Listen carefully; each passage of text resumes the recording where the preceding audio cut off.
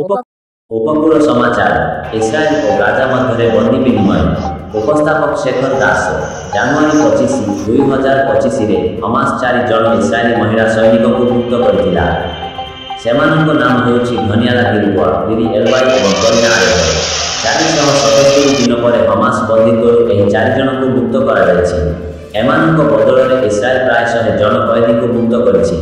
मुक्त हेबा समय गाजा भितर हमास मंचरे समस्त 4 जन महिला सैनिक पूर्ण आत्मविश्वास सहित हसुथिले। तांको आखिरे कौनसी प्रकार भयर चिन्ह नथिला बरं आत्मविश्वास दृश्यमान हेउथिला।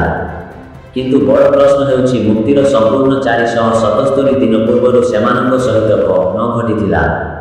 प्रकृत में हमास बंदीत्वरू मुक्त हेबा परे एही 4 जन सेमानंकर अग्नि परीक्षा बेले कथा वर्णना करछन्ति।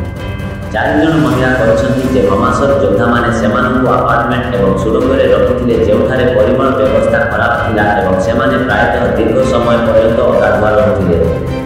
हमास योद्धांको पाई रोषेई करुथिले एवं अळिया सफा करबाकू बाध्य करा जाउथिला।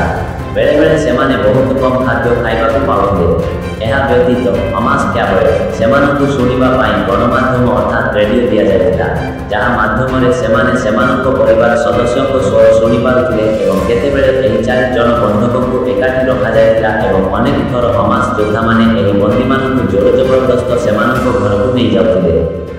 हमास बंदीत्व समय से आरबी कहवा मध्य शिखिथिले।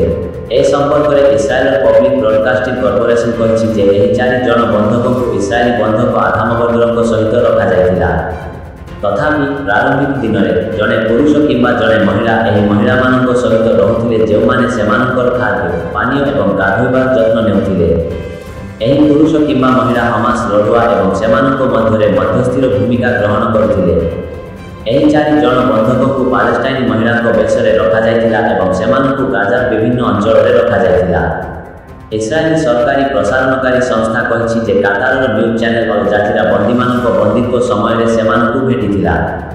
एही 4 जन कैदीक व्यतीत लिली आलबेक अन्य 3 जनक जत्न नेइथिले। लियारी जड़े नेता परी हमास योद्धामानंक एक गोष्ठी सहित कथा होई साहसिकतार परिचय देइथिले। समाचार